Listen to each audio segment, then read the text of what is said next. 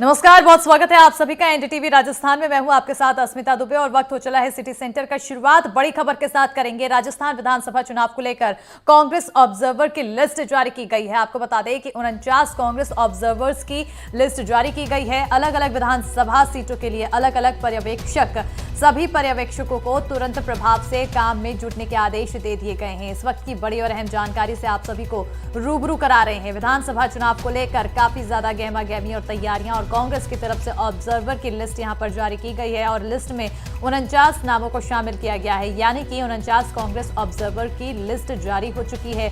अलग अलग विधानसभा सीटों के लिए ये सभी अलग अलग पर्यवेक्षक उतारे गए हैं और सभी पर्यवेक्षकों को तुरंत प्रभाव से ही काम में जुटने के आदेश भी दे दिए गए हैं। क्या क्या जिम्मेदारी होंगी, किस तरह से ये अपनी भूमिका निभाएंगे, इस पर नजर बनी रहेगी।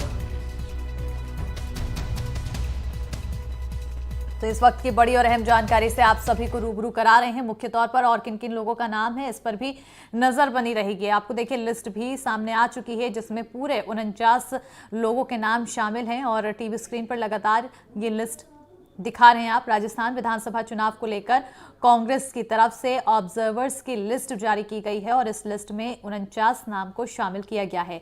अलग अलग विधानसभाओं के लिए अलग अलग ऑब्जर्वर्स उतारे गए हैं, उनका नाम यहां पर ऐलान किया गया है और सभी को तत्काल प्रभाव से काम पर जाने के आदेश भी दे दिए गए हैं। इसके लिए निर्देश दिया गया है, यानी कि अब सभी पर्यवेक्षक तत्काल प्रभाव से काम में जुट जाएंगे, अपनी अपनी भूमिका निभाने में जुट जाएंगे और 49 लोगों की लिस्ट सामने आ चुकी है। विधानसभा चुनाव को लेकर लगातार सरगर्मियां जोरों पर है, बयानबाजी का दौर देखने को मिल रहा है। चुनावी तैयारियों को लेकर राजनीतिक दल जुटे हुए हैं, तो वहीं कांग्रेस की तरफ से यहां पर ऑब्जर्वर्स की लिस्ट जारी की गई है।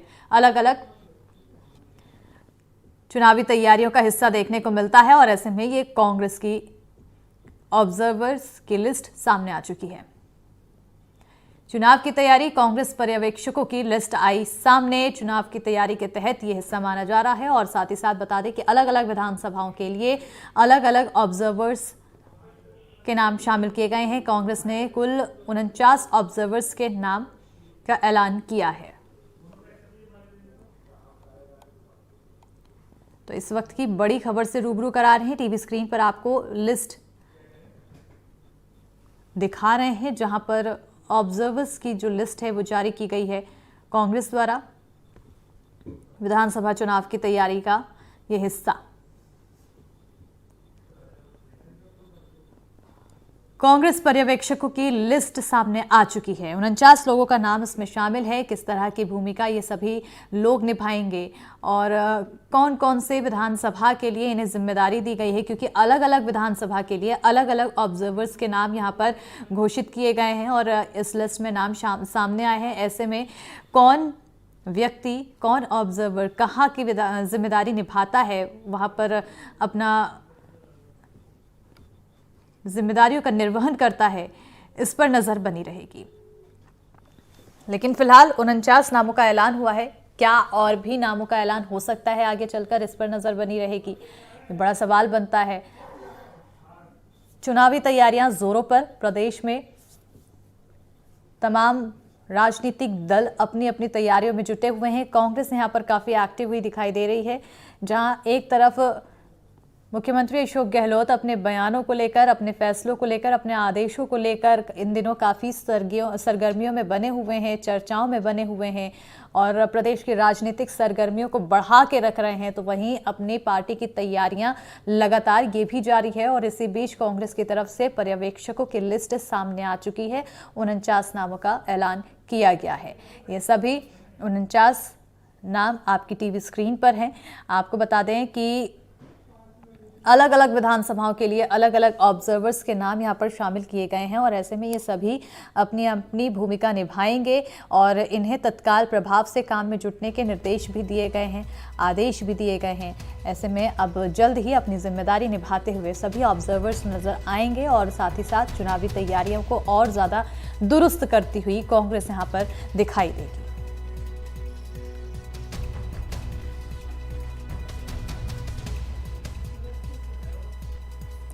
तो इस वक्त की बड़ी और अहम जानकारी से आप सभी को रूबरू करा रहे हैं। मुख्य तौर पर किनका नाम है इस पर भी नजर बनी रहेगी।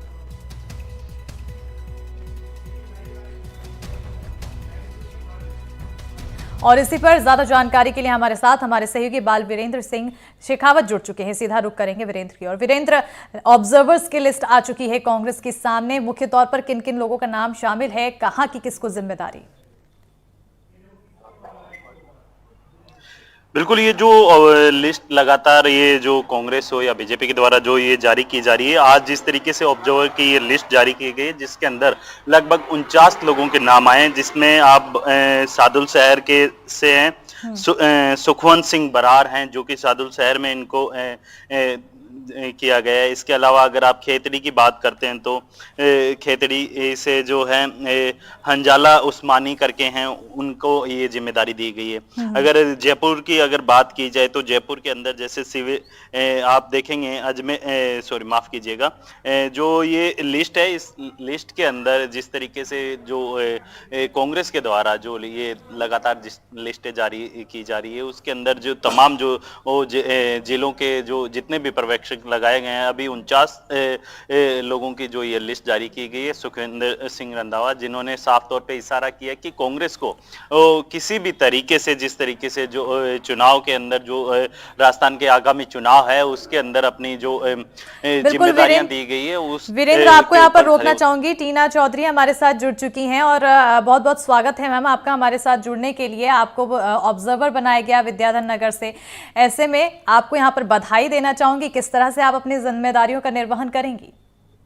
पहले तो बहुत बहुत शुक्रिया आपके चैनल का, जिन्होंने इतने काबिल समझा कि आज मैं पंजाब से आके यहाँ पे राजस्थान के लिए आके यहाँ पे मीडिया को बाइट दे पा रही हूँ। और जो रिस्पॉन्सिबिलिटीज मुझे रंधावा साहब ने दी है, मैं बखूबी ढंग से निभाऊंगी और ग्राउंड लेवल पे जाके हर एक वर्कर से, चाहे वो एक्स हो या प्रेजेंट हो, ब्लॉक इंचार्ज हो या छोटे से छोटे वर्कर क्यों ना हो, जिन्होंने अभी तक शुरू से लेके एंड तक इस कांग्रेस के लिए सेवा करी है, मेरा मकसद एक ही है, उन सभी से इंडिविजुअली मीटिंग्स करके कांग्रेस पार्टी को विद्यानगर और सांगानेर में मजबूती देना। सो मेरी कामनाएं, शुभकामनाएं हैं उन सभी को, और कोशिश उम्मीद यही होगी कि जितना बेस्ट टू बेस्ट पॉसिबल होगा हम कांग्रेस पार्टी के लिए करेंगे। बिल्कुल, अपने जिम्मेदारियों की ओर आप किस तरह से शुरुआत करती हुई नजर आएंगे? सबसे पहला कदम क्या कुछ? सबसे पहले मेरा यही है कि मेरे दोनों ही कॉन्स्टिट्यूएंसीज के जो ब्लॉक प्रेसिडेंट्स हैं उनके साथ मीटिंग्स करके, जितने भी पदाधिकारी हैं यहाँ पे दोनों कॉन्स्टिट्यूएंसी से, उनसे इंडिविजुअली मीटिंग की जाएगी। और मैंने उनको ये भी कह दिया है कि I will be available for 24 hours, जब भी आपको जरूरत पड़ती है आप मुझसे मिलिए, और जितना जल्दी हो सकता है हमारे पदाधिकारियों के लिए 1-to-1 मीटिंग्स जो है मेरे साथ स्टार्ट कर दीजिए। बिल्कुल, क्योंकि पंजाब से आपका रिश्ता है और अब राजस्थान में आपके लिए कितनी चुनौती यहाँ पर होने वाली है?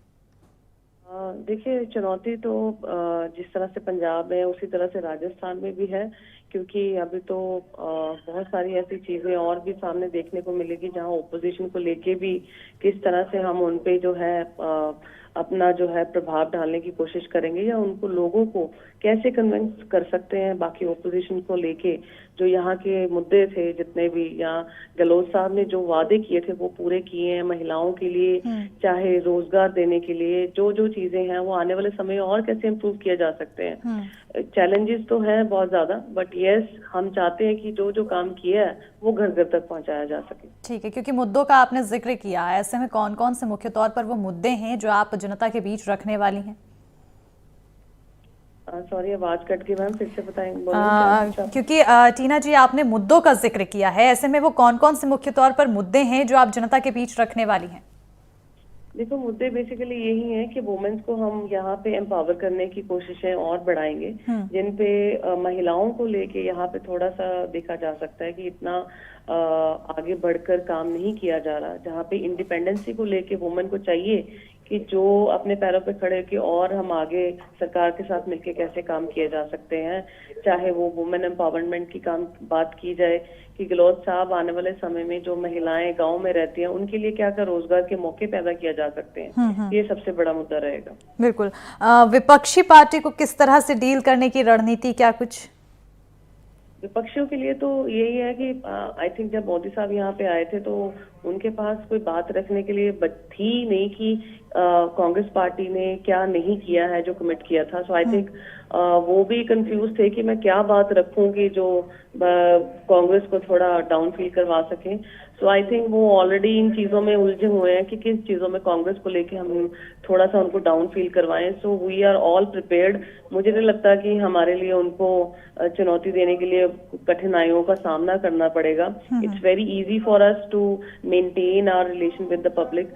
सो आई थिंक लोग हमारे साथ हैं और विपक्षी समझ जाएंगे इस बात को। बिल्कुल। और एक बहुत अहम सवाल, क्योंकि मुख्यमंत्री अशोक गहलोत की तरफ से बड़ा दाव चला गया है जातिगत जनगणना को लेकर, इसको किस तरह से देखती हैं आप?